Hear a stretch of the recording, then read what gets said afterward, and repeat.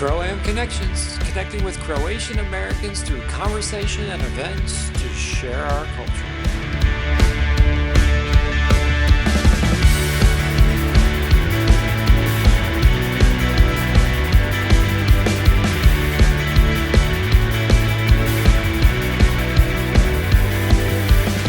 Today on our show, we have Rob Greenawalt, or Rob G, MC Rob, who was a college student in the early 90s, who turned his Croatian heritage into a musical statement of Croatian solidarity, and he's from Brooklyn, New York.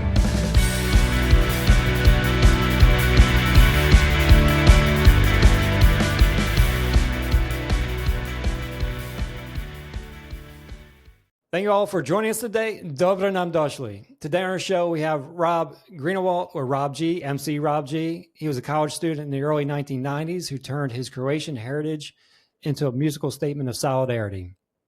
While studying at Swarthmore, Rob and his friends recorded a rap song called Croatia's Gotta Be Free, a track that unexpectedly climbed the charts in Zagreb during Croatia's war for independence. Rob's coming to us today from Brooklyn, New York. Welcome, Rob. Oh, it's great to be here. Thanks for having me. Yeah, it's really cool. I was looking forward to this. I got to tell a funny story. We haven't actually met. This is like, we talked on the phone, and this is like our first face-to-face, if you want to call it that. But it's a funny story. I was actually doing research for another interview, and I was in the PA, the Pennsylvania Digital Archives, and I think I flipped too far. I didn't realize I was out of the region, and I see this picture, and it was the paper of the Swarthmorean. So it's the Swarthmore newsletter. I guess the students do it. And the title, which caught my attention, was Croatian Rappers. I'm like, who was doing Croatian rap at Swarthmore? And so I found the date. It was December 6, 1991. I'm like, I got to track one of these guys down. And so luckily enough, I found you. And you're probably like, he's stalking me or something like that. It's probably weird. But I found you, and here we are. So I really appreciate you doing this. I think it's super cool that we were able to find you and do this. Listen, stalking is when it happens all the time, and it's too much. It's been a long time since anyone's tried to track me down for that here. But Excellent. So we do three parts in our show. First part is diving into your Croatian roots, your family history, as much as you want to share. Second part is we're going to dive into your musical career, I'm going to call it that, and how you topped the charts in Zagreb at that time. And then lastly, is there anything left in Rob G, MC Rob G in the future? So we'll see where that's going to take us at the end of the show here. But let's dive into your Croatian roots. Tell us a little bit about your family. So as my father is sort of American with roots going way back in the United States, and was a law professor at Columbia for many, many years. Early in his career as a law professor at Columbia, a young woman came over from what was then Yugoslavia, who was, I think she was 2 years younger than him, and took one of his classes. They started dating after she was doing a 1-year program at Columbia Law School, and they started dating afterwards. He was always very clear to say that they didn't date while she was a student. My mother was Sanja Milic, and then Sanja Milic Greenawalt later on. She was actually born in Vienna to my grandparents. My grandfather was a Bosnian Serb. My grandmother was born on the island of Vis, so Dalmatinka. She was the daughter of a doctor, and my grandfather was a diplomat for the Yugoslav royal government, and was actually in an internment camp in Austria when the Second World War started. Oh wow! Reading the tea leaves, I think his family had property in Medveja, very in the sort of the north, just you're sort of the edge of Istria, like between Gorski Kotar and Istria, like on that near Opatija.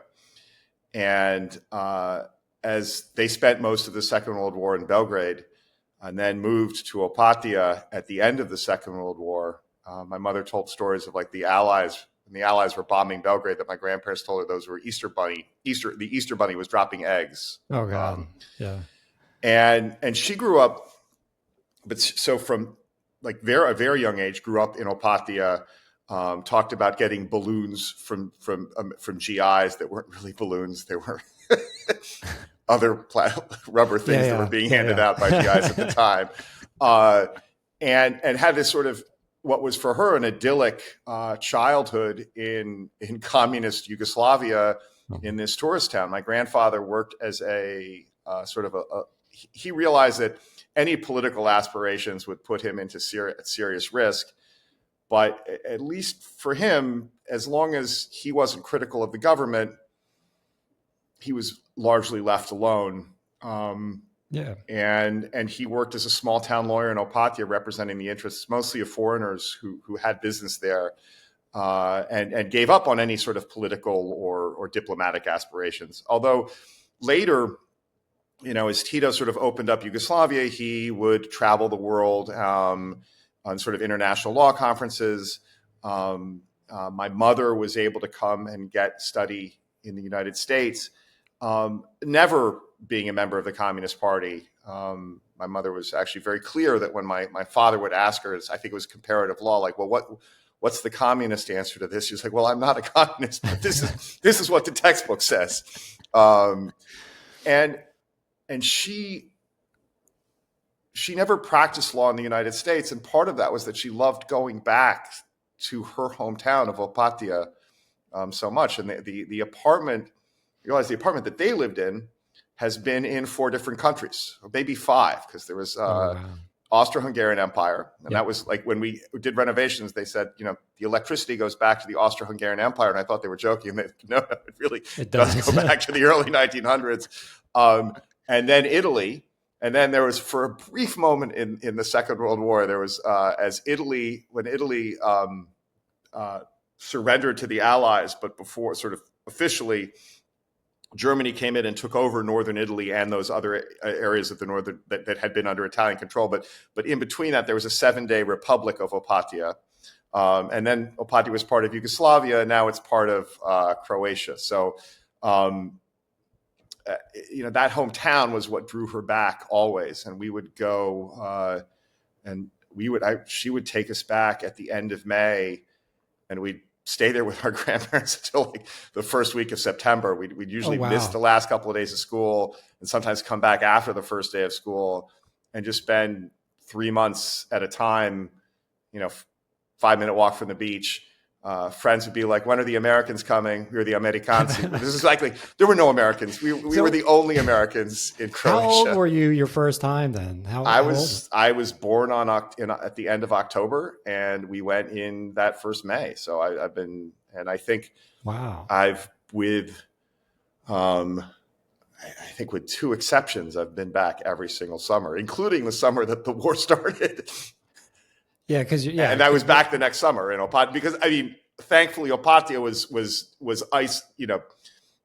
No one knew what was going to happen when sort of hostilities first broke out, but Opatija was not in the zone that was sort of being contested. So for me, there was always this tie to sort of spending time with my grandparents, the friends that I grew up with, the friends that I shared these summer experiences with, all were tied down to this place, and my diaspora experience is different because my mother didn't leave out of a sense of persecution. She left. She never really fully left. She stayed in New York because she loved my father. Mm-hmm. She had kids here, and it was sort of begrudgingly for every 9 months, and then couldn't wait to go back in the summertime. She passed away in 1988. In the fall of 88. And that was sort of as things were starting to break down in the former Yugoslavia. And I remember sort of a concern for her because she didn't identify as, she identified as Yugoslav and, Croatian, and had heritage on both sides of what later became that divide, but also the sort of concern for what Milosevic was doing in terms of raising the sort of nationalist temperature in the former Yugoslavia in the late 80s. We saw that on the news. I saw, there was concern there for her. And, that was, but we kept going back. My grandmother lived into my grandfather died just as the war was starting. He had had a heart attack. I mentioned in the song, not very artfully, but and then my grandmother, who was at this point, we'd go back and visit and stay with her. And I was at that point in the late 80s and early 90s, I was going back in the winter time, for a week or two, and then going back in the summer for a couple of weeks. So I just felt this, tremendous tie to this place. And then as the war started, we were, we got a call from the U.S. consulate saying, or I think my father called the consulate. This is after my mother had died. We were visiting my grandparents. He was in a conference. I think we were in Hungary, and we'd driven to Opatia, and it was just every day there was a question: are we going to be able to stay? I was 18, so I had friends who were off serving in the Yugoslav army from Opatia. I had other friends who were going to sign up. I didn't know,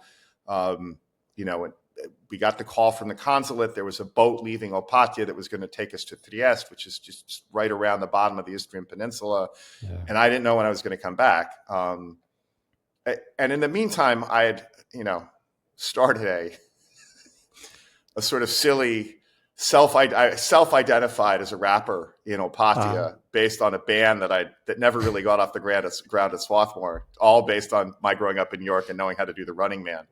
But we can save that for the next session. Yeah. Well, it's interesting because there's a lot, like our family, we're originally from Bosnia, we're Croatian, but we're from Bosnia, but we have family in Croatia, we have family in Serbia, we have family all over the place. And so it was a really interesting time because you're right. You didn't know what was going to happen at that time, right? And how that all the family that was throughout, because there is a lot of family that are living in different areas, and so it was a really interesting and nervous time back then. So, and you were right there. Opatia was, the only bullets that were fired in Opatia were by drunk soldiers home for New Year's Eve, like shooting a shot into the air. Like there was really no, we're right next to Slovenia, so there was this uncertainty, but the sort of,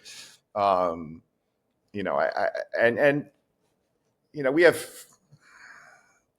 people who are very close to us in Opatia who had family of Serbian origin in the Krajina when, and when the Oluja happened, that they couldn't be found anymore. So there was, but for me, there was this, it continues to be a place that draws me back, where I sort of, I'm usually driving from Italy. And as I come over, sort of, you drive through the north of the Istrian Peninsula, and as I crest this hill, you see this gorgeous blue sea. And I'm like, I'm back. And I'm there usually for 2.5 to 3 weeks, which for Americans is a ridiculously long vacation. And I'm there, and my friends are like, "Tako kratko, you're staying for so short, you're not going to stay for longer."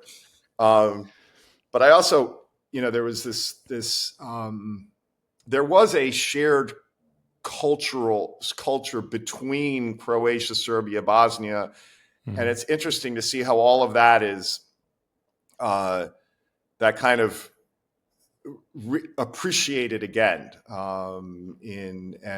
sort of Serbian TikTok is big in Croatia. Really? There's these jokes about like the Croatians and Serbians. It's like, well, you've got the best soccer players. Well, you guys are great at basketball, but we each know that we're the best at stand-up comedy. And at the same time, there's still sort of, you can see it in Split right now. There is this, there are people of Serbian origin who are there sort of celebrating Serbian heritage, and there's other folks protesting that. And there is, I think things are a lot better now than they were 20 years ago. But and Bosnia is another, like that was, I remember driving through Prijedor in the mid 90s, after the war, but not long after the war, like an American driving a car with Zagreb plates, because it was a rental car from the Zagreb airport, and realizing I was visiting with a Bosnian friend in Kozarac, which is a Bosnian enclave, a Muslim enclave outside of Prijedor. And Prijedor was a primarily Serbian town, and I'm asking for directions, and I'm like, it's all in Cyrillic, and I don't read Cyrillic. My brother does. Sasha reads Cyrillic, but I don't read Cyrillic. And so I'm going into Prijedor, and I'm thinking, oh my goodness, like I'm going to have to find someone who's not going to kill me to ask directions. And I see this pleasant-looking older gentleman, and I ask him for directions. He's like, do this, and do that, and I get it wrong. I this is before Waze or Google Maps. Right. I get it wrong. I go back to him 3 times. Each time, like always, like, I'm sorry, I'm just a stupid American driving a Croatian car trying to get back to Zagreb, but could you please give me again? And finally I got on the road. But that was always interesting times. Yeah. So you still go back? It sounds like you go back every year. I think you said you have a family house there too, right? So yeah, my grandparents moved into an apartment that was not the family house in Medveja. That was later. That was nationalized and then later given to my aunt, and then my mother sold that before it was profitable to do that. But like in the 80s. But we had this apartment in Opatija that my grandparents lived in, and I think this was just. I can't remember whether this was at the end of the line for Yugoslavia or the beginning of the line for the Croatian state, but they sold these apartments that had been nationalized to the tenants who were living there. So we cobbled. I mean, it was for,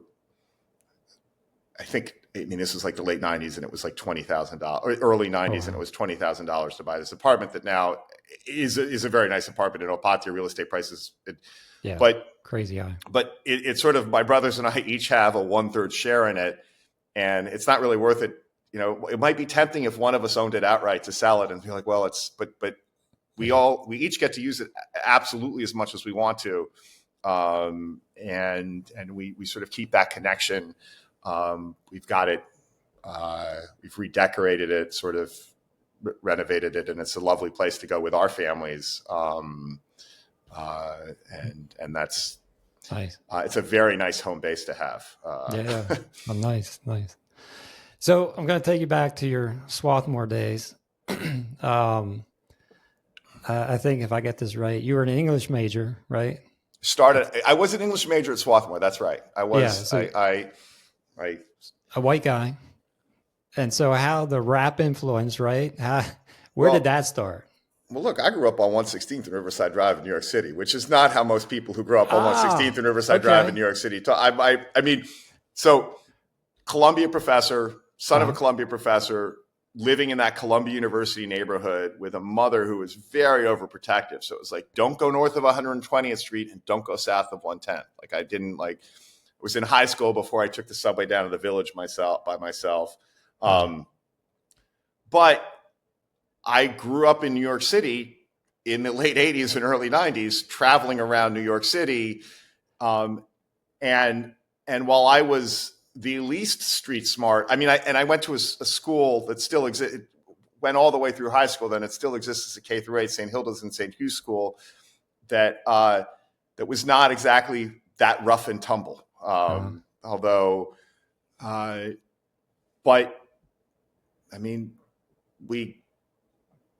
I showed up at Swarthmore, but it was an interracial school. And I showed up at Swarthmore, and suddenly I had street cred, just by virtue of being from New York, right? Just by virtue of being from New York, I had street. And during my mother passed my first semester, and I had kind of been into going clubbing and stuff in New York as a senior in high school. The drinking age was kind of more suggested at that point. Yeah. During a semester off, I remember I was a chaperone on a school trip for my brother who's in 6th grade, and this classmate of his, I think Kendall was his name, was doing the Running Man. I was like, teach me how to do that, because that was like the students at the Black student unit at Swarthmore, like they could do the Running Man, and all I could do was like Eddie Murphy's White Guy Dance, the sort of the swinging of the arms like that. And I was like, I need to figure out how to do that. Like I want to be able to dance at these parties. And he does. And I come back to Swarthmore, and I was known as the only white guy at Swarthmore who was able to do the Running Man, which these days is like not that, like, you know, it is now the sort you of had New York, and now you know how to dance, right? Right. But the Running Man now is like the joke of what, like of the dance of like the 80s or 90s. It's like if you want to like show someone as being hopelessly out of touch, it's them doing the Running Man. And I, you know, do that to myself often. But then and I was so these guys wanted to start a band, and they were like, Rob, we want you to be the lead singer. And I'm like, I have a hard time keeping a tune. I sung in high school, and I realized, like, I need to follow someone else singing. This is going to be problematic. They're like, no, it's okay. You've got the moves. You've got the moves. And that should have been a red flag, but it wasn't. And I decided that, you know, we were going to do sort of like some Red Hot Chili Peppers or Fishbone covers. We never, ever had a gig, but I was like, I'm going to write a rap song. And it was awful. And, you know, I'd sort of, but I'd written some verses. I think it was Rob Noxious was the song, was the title of the song. The Rob Noxious in the house.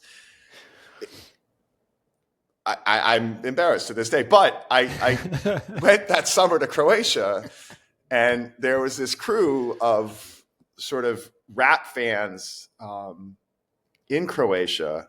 These guys that one guy I'd grown up with, David Jambrovic, who was known then by the name DJ Pimp the Ho. That was his sobriquet.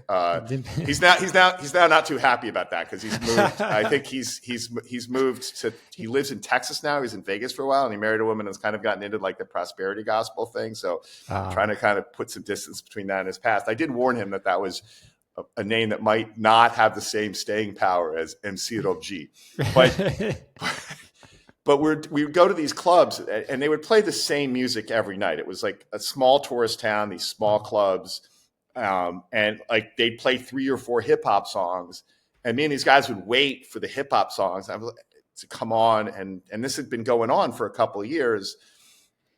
And I went to the DJ and I said, you know, I'm a rapper now. And the DJ Pero, he was a Slovenian this is at Hotel Imperial, like, and he's like, great, you write lyrics and we sing together, right? Like, and I wrote another rap song, and we practiced it, and then I performed it, and I thought that was awesome. And that was sort of, and I was like, well, I'll come back in the summer, and one of the DJs will want to do a song with me. And I did that for a couple of years. This is, you know, so 88 when I started college, 89. And it was, you know, that was a fun thing to do. But and then the war was. Did you have influences though? Like I was trying to remember, like Beastie Boys were the big band, you know, big rap. It's funny. Were you listening to any of those? There was in the 80s. It's interesting with the Beastie Boys. Look, heroes now to me, like just what they did and what they managed to accomplish and how they evolved as artists is mind-boggling to me. And like when I think about how prolific they were compared to my lack of volume, but their first album was kind of clowning. I wasn't a huge fan of License to Ill, which was their first album. Their second album I thought was absolutely amazing. Paul's Boutique, right? That was just groundbreaking. And they sort of, I feel like they earned their reputation with Paul's Boutique. They had some hit songs with License to Ill. Although that's, in retrospect, I feel better. I think differently about License to Ill now than I did then. I was really into sort of the alternative rock scene, like the Red Hot Chili Peppers and Fishbone. And I mean, and it's weird for me to say that now at the same time, because I still kind of really love Fishbone, and I'm not as huge a fan of the Red Hot Chili Peppers as my older ears view that a little differently. But and like Bad Brains and that sort of that punk scene. And it was more that, well, I could write a rap song but a band, De La Soul, I think, was the first hip hop band that I really loved, and the sort of that the playfulness of 3 Feet High and Rising.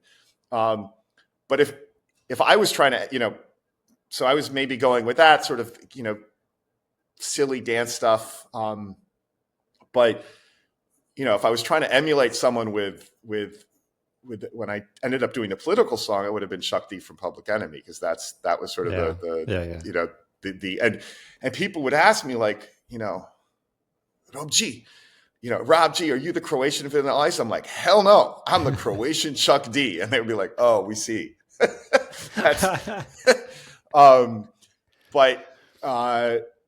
that was, I did like performing with live musicians. That was fun.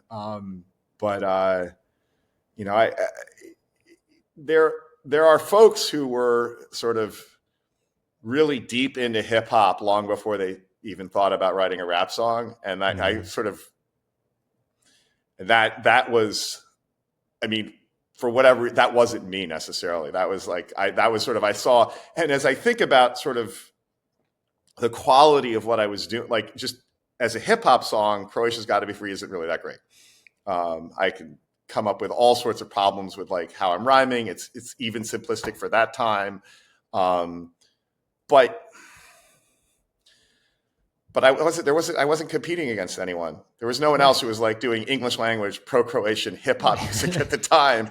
And so that was fine. And that song was a combination of working with Mario Vuksan, who sort of was kind of had a bit of a Sengali, like this is, and he had the connections to radio. He was from Zagreb. He had worked at Radio 101, Radio 101, which is the college station there.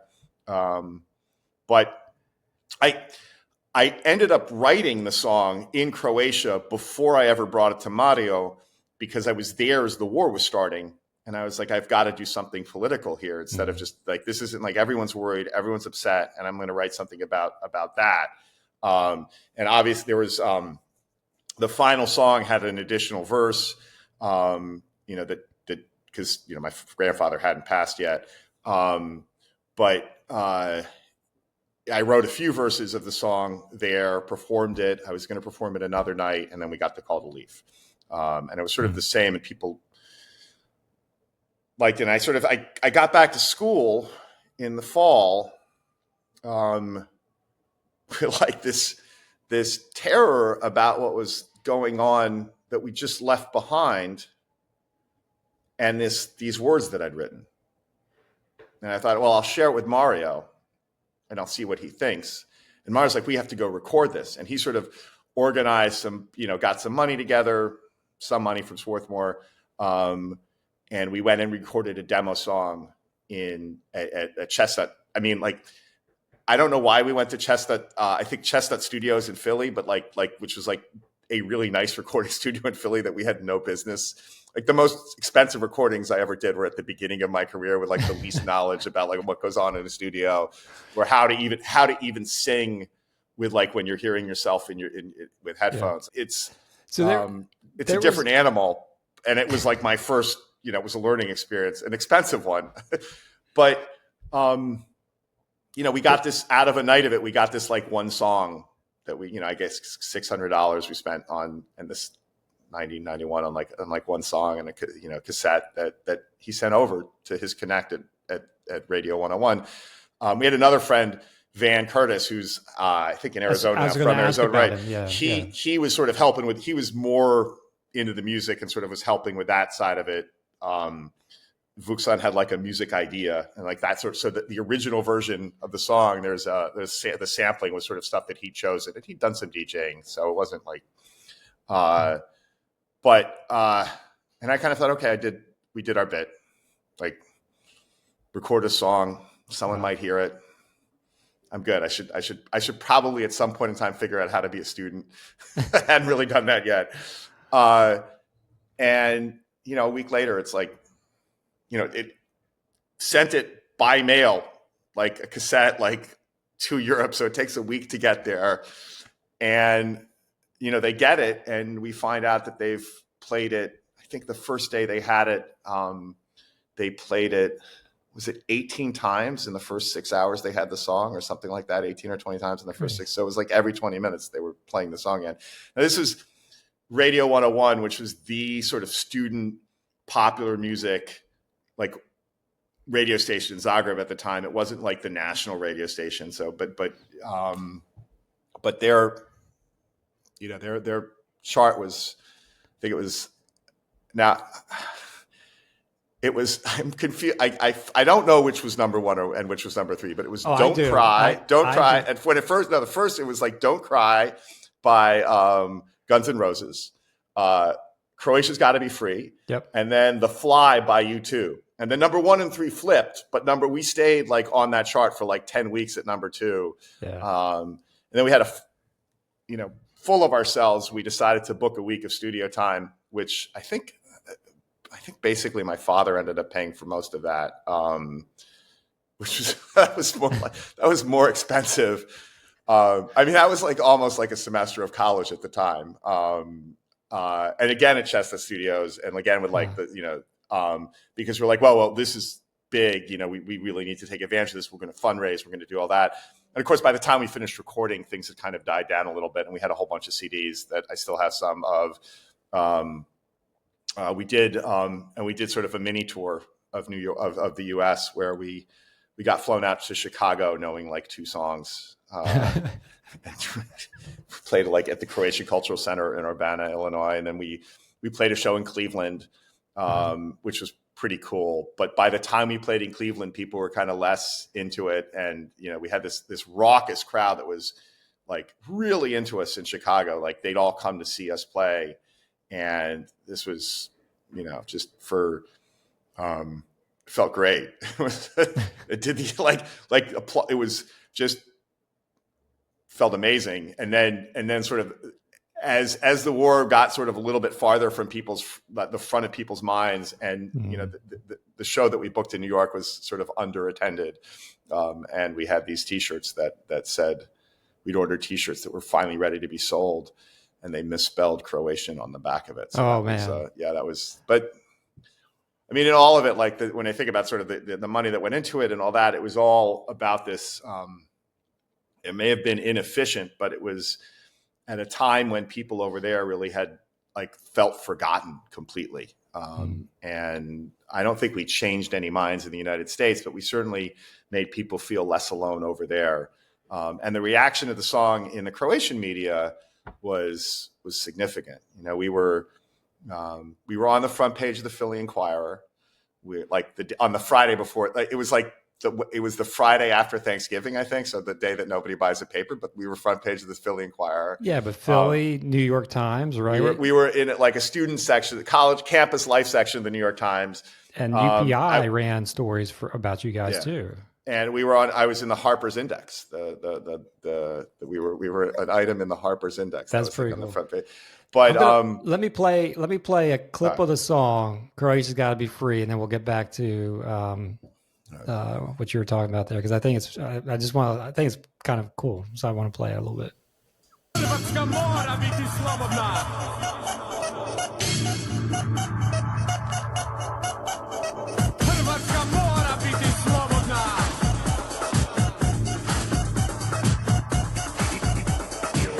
When I was a little boy, this land did fill me full of joy. But today I have nothing but sorrow, filled with the prospect of a bloody tomorrow. Worked to death by communism, sick of Slobo's nationalism. Croatia's trying to make a new start, but the suckers of Belgrade are tearing us apart.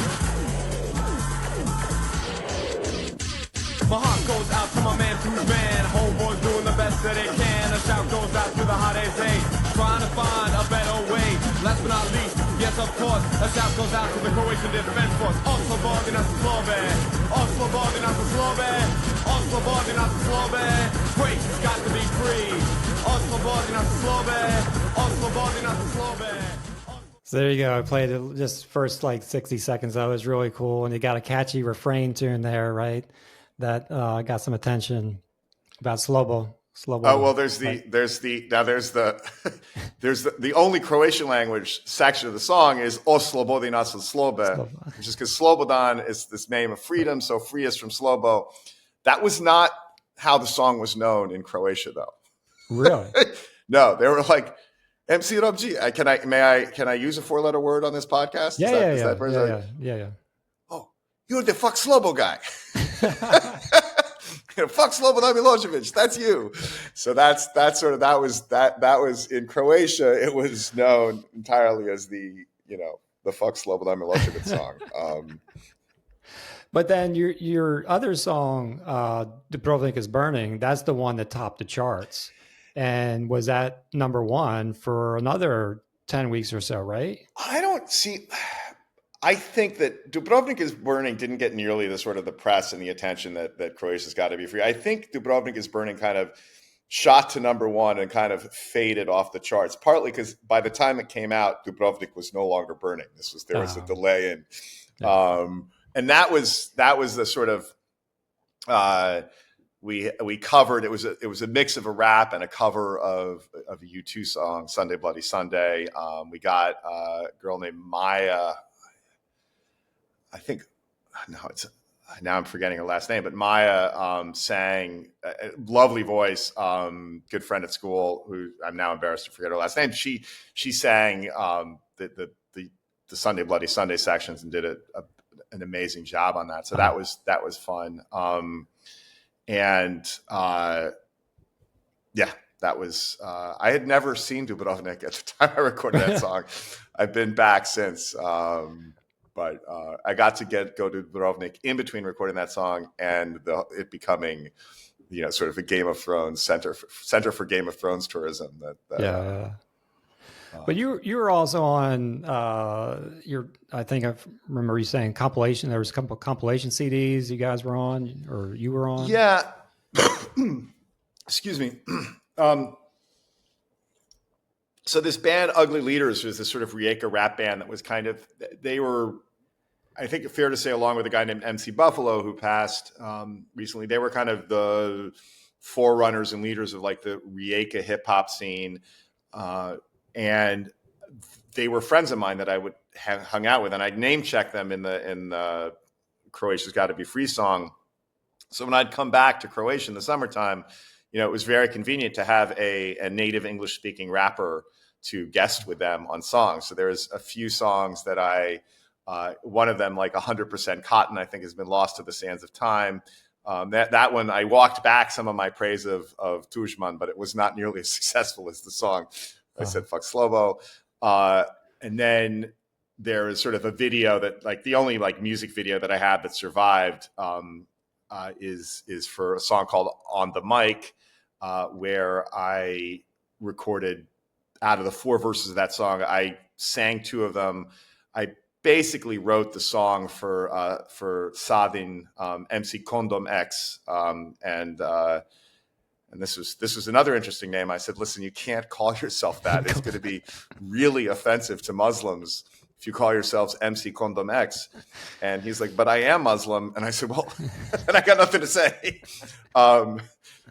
Savin's a good guy.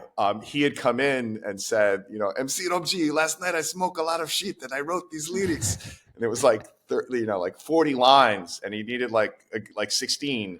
And we worked it in, and we got him his sort of like a tight verse that he was really happy with. And then, I was looking at like even later in 1999, they were on Croatian television, and they were doing kind of a shortened version of the song that contained their 2 verses. And that was the only song I ever got. I was the associate producer on that song, but I was told that my yearly, the money that I would have earned yearly as an associate, as a producer, as a co-producer of that song, was less than the annual cost of being a member of the Croatian Society of Record Producers. So that never happened for me. But so that On the Mic was on one of their albums. I think it was Apocalypse 2000. And then, and that was me guesting. And then there's a song I did with Robert Grislow, who is now part of Cortex Trill, on this compilation thing, Laganja Laganja, which was sort of a jazz hip hop kind of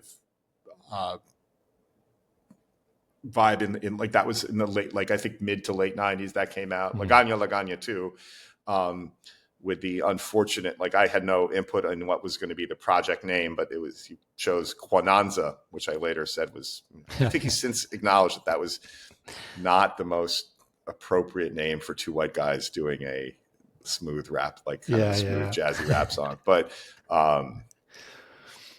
there it is. That's some things get lost in translation. And then you did mention MC Buffalo. I saw, I didn't see, I heard, because there was a, when you Google, Rob G, MC Rob G, MC Buffalo came up too. And then there was a, I don't know what to say, but you did kind of spoken word or a rap spoken word in tribute, in memorial to him, right? Yeah, no. So Buffalo was, so here's a guy who was like never 100% all there. He was kind of, if he was, I don't think he like ever had sort of like a real job, but he loved hip hop and funk music and kind of just was like an evangelist for that in Rijeka, and was part of this crew. So we would hang out, and he was tight with the guys in Ugly Leaders. And, I would see him like every year when I'd go and visit. And, he was, I think he was like 39 when he died. Wow. He's a couple years older than me, but this is like 10 years ago. So maybe it was early 40s, but just wasn't in good health. And, I was like, they asked, like, they were putting together this little compilation tribute to him. And I was like, all I can do is record a voice memo. Like that's what I can do it. So I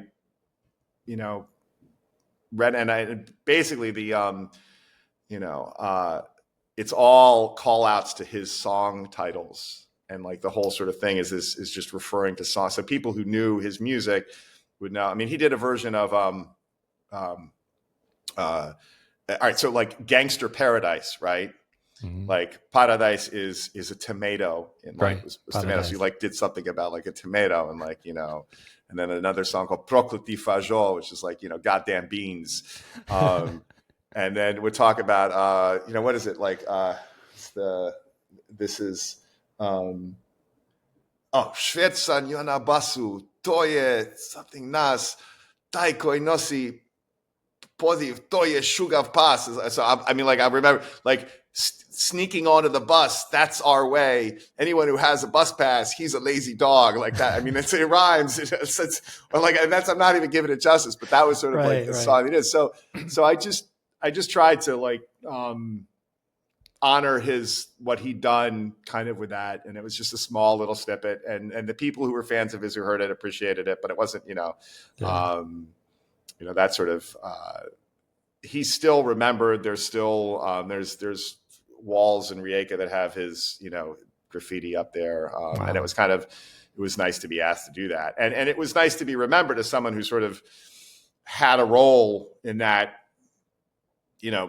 sometimes tangential in that sort of 80s, 90s Croatian hip hop, like Rijeka hip hop scene. So do you keep in touch with all these guys like Mario Vuxan and Chris, or anybody from the rap world? Vuxan and I have kept in touch sporadically. Like we saw, a few years ago he was in the city and we visited each other. I'm more so when we were in our 20s and 30s. Like we both have, as we both had families and other obligations, that's been less of a thing. Social media makes it easier to keep in touch sort of sporadically. I was at his wedding in Mexico in the early 2000s. So that was, and I feel like that's sort of like weddings are a time when like people who've hung together when they're single sometimes kind of, especially if they live in different cities, don't see each other as often. And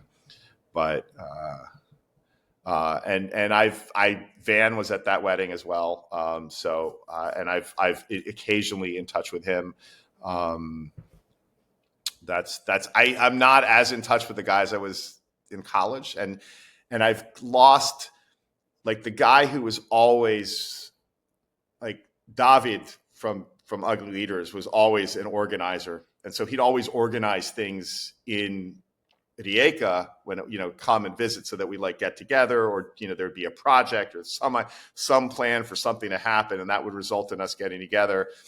But as he moved to the US, and other people from that scene have I haven't seen those guys as much. And I also had I'm newly an empty nester. I have an 18-year-old son who's off at Bowdoin now. And, for the last number of years, going to Croatia was a lot about me being a dad and less about me being a rap star. But I do have a very close friend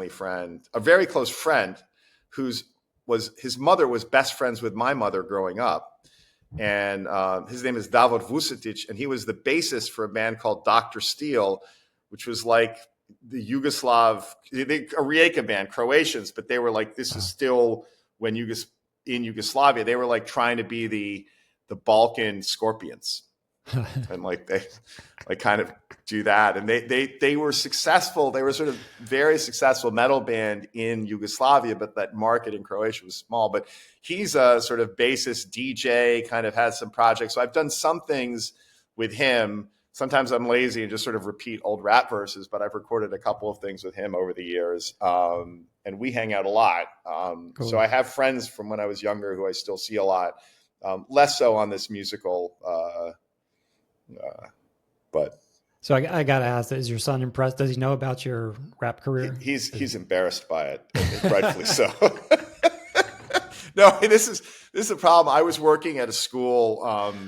There was a period of time where I was working at the school that he attended, and kids found out about the song, and so they found out about On the Mic, and so then they'd go around and be like, Rob G is the sensei, which is a line, those who travel the desert to enter my those who travel the desert to enter my tent may know that knowledge is power. Rob G is the sensei.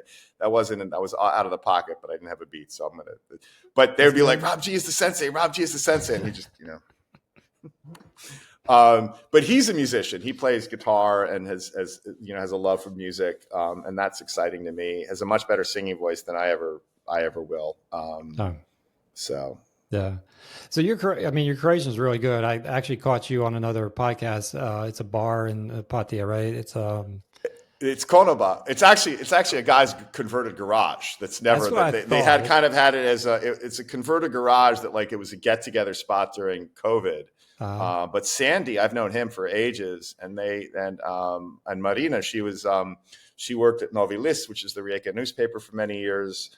And I've known her for a long time too. She was a guest in New York when she came to visit. She interviewed me once for some article about tourism in Opatija. But I get by in Croatian. I'd say I'm. No, you're good. You're good. So I'm conversationally fluent. I do remember at that podcast there were a lot of concepts that I was struggling to get out because I'm not, my vocabulary in Croatian doesn't match my English vocabulary, and then there's issues with tenses and stuff that. Dude, I know. I had two parents spoke Croatian in the house, and I'm terrible. Well, I think for me, it was the summers there where we were, get out of the house at 9. My dad was working. He was reading and writing. He'd come with a suitcase full of books every year. And we were out playing with kids. That was, so most of the day, all of the summer, all summer long, we were speaking Croatian. But for me, that is, and I have friends who've moved here since then,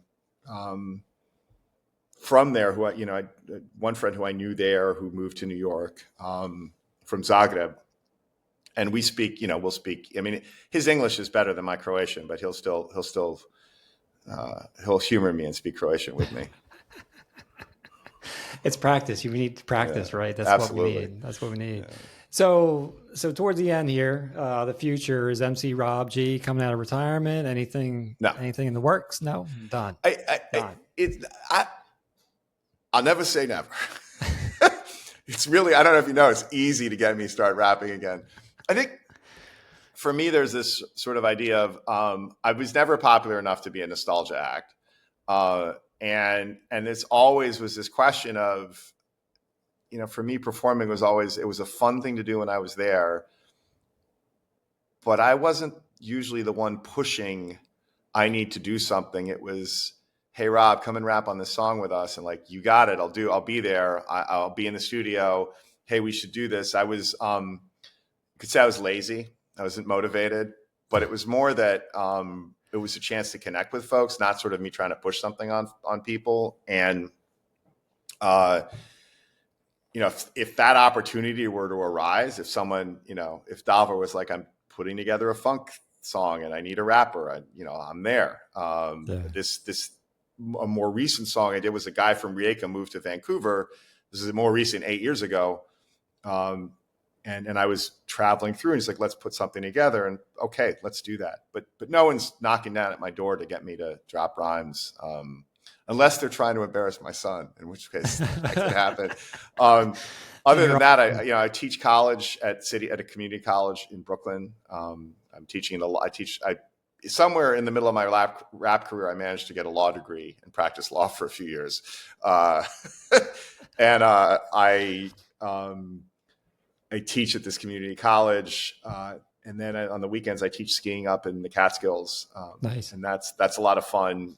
But no one's asking me to rap up there. Occasionally they are, but so. I don't know. We may have to. We have some folks in the music business that may want to pull Rob G out. You know how to get $1 million in the music business by working with me on a rap song? Start out with $2 million.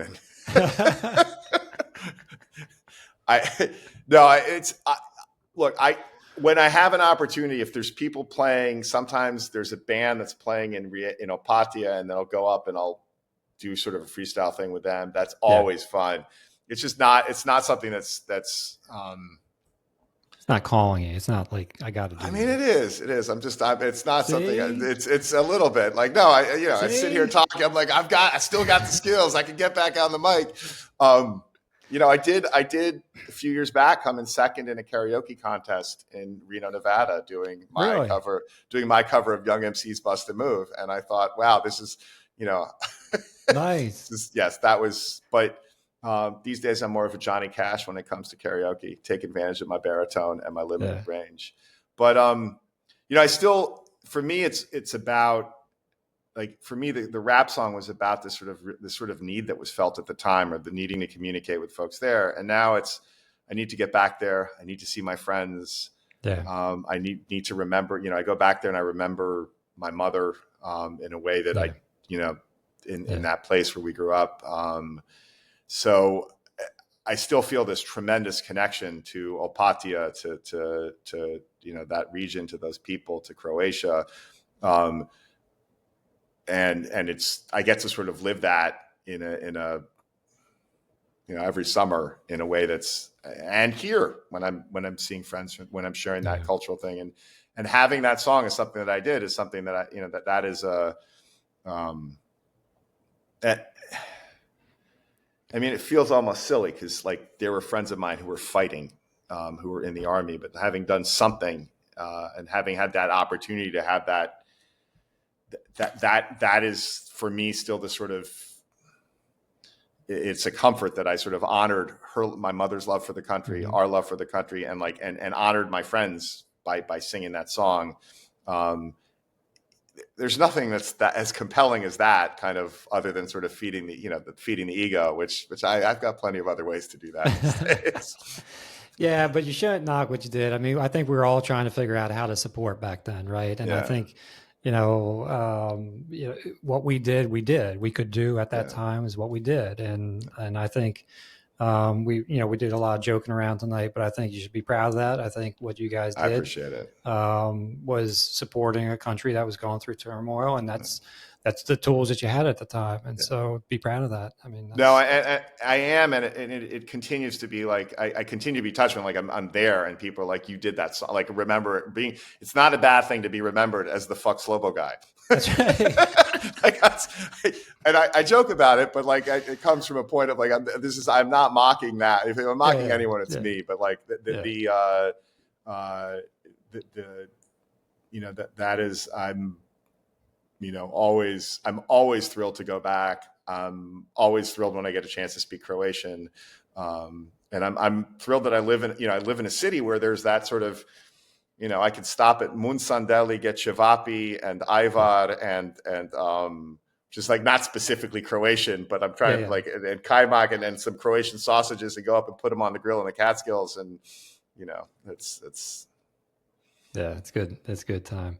Well, I'm glad I was able to stalk you and track you down because thanks. It's been super fun. I really enjoyed tonight. Seriously. I mean, if you want a much more serious conversation, you get my brother Alexander Sasha Greenawalt or Andre Milenko Kenneth Greenawalt, who was in the Obama. But we might have to. Yeah, we can get serious. That's okay. Right. We can get serious. I'll have to track you down for their contacts though.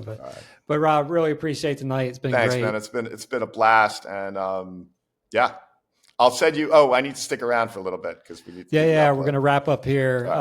So we got a parting exit here. So to wrap up another episode, we want to say thank you. Point of follow to all of our CRO-AM followers. Follow Virginia. Follow Gledley. That's right.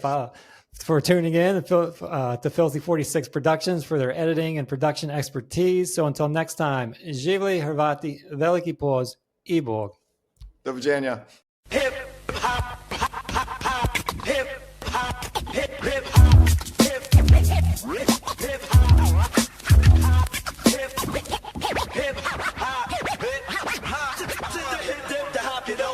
let it be written, let it be known I got a style on my own. When I rock the microphone, intellect explodes with the funky sensation, the flow of revelation, the love ejaculation, knowledge fermentation of truth emanation from the funky space station in the Raji constellation, full of inspiration with no hesitation and no deviation from the funky principles of the hip-hop education. Out the oral orifice from the center of the mente, the rhyme gives the key to the code of the Bentway. Those who walk through the desert to enter my tent may know that knowledge is power. Rob G is the sensei. Shit, goddamn, I got the mic in my hand, and when I'm on the mic, you know I'm in command. Shit, goddamn, I got the mic in my hand. DJ Pimp's about to rock the land. Ja pucam rime kao karate, bježim ali bolje da te ne uhvate. Toliko su jake kao kad udara mate, kao kad ruši Mavrović Željko. A vidi što sam rekao, zato sjedi i slušaj, strpljenje moje ne kušaj. Rob G iz New Yorka grada i Kondom X sa mnom su sada i svatko tko nas mrzi pada kao klada. Ugly Linus je ime moje grupe, još iz školske klupe, još iz doba komunizma. Mi fajtamo se protiv idiotizma, rasizma i šovinizma. Uskoro očekuje nas kataklizma, kraj svijeta. Shit, goddamn, I got the mic in my hand, and when I'm on the mic, you know I'm in command. Shit, goddamn, I got the mic in my hand. Time for Condom X to make you stand. Boom! Condom X is in the room, right up in your face, you disgrace. Listening to hammer tapes, take a picture of me, cause I'm a bad motherfucker who's talking that straight shit. Never quit, I'm a hitman, shooting rhymes out my nine. I can't wait to break and eliminate, no escape. I stand up and fight for what's right with my funky hardcore mathematics, busting out up and down the Adriatic. This is a message from the leaders to you, the ugly and Rob G. Always stay true, we'll smoke you but we never smoke crack. So if you're thinking about stepping, just step back.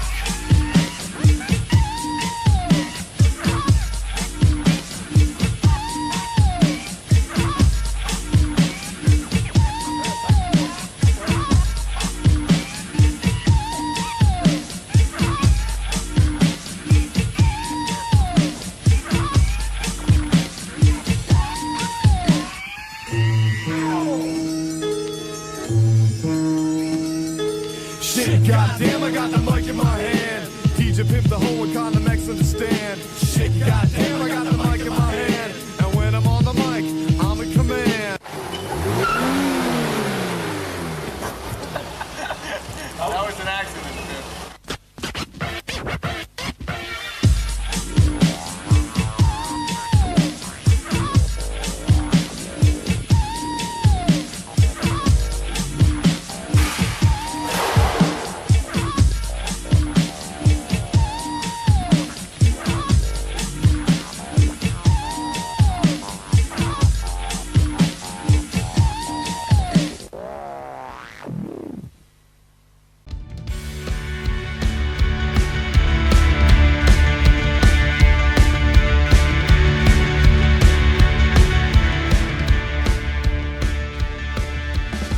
have appreciated this interview or past interviews, or if you know of someone that we should interview, please feel free to reach out to us via email at info@CRO-AMConnections.com. You can listen to our podcast on Spotify, Apple, and other podcast platforms, along with watching us on our YouTube channel or following us on Facebook and Instagram at CRO-AM Connections. And don't forget to like and subscribe, and remember, please support all local and non-local Croatian-American events, which you can find on our mobile app. Thanks and appreciation to Rob Greenawalt, Rob G, MC Rob G, for being our guest and for some great picks, PA Digital Archives, Filthy 46 Productions, and as always, our CRO-AM follower.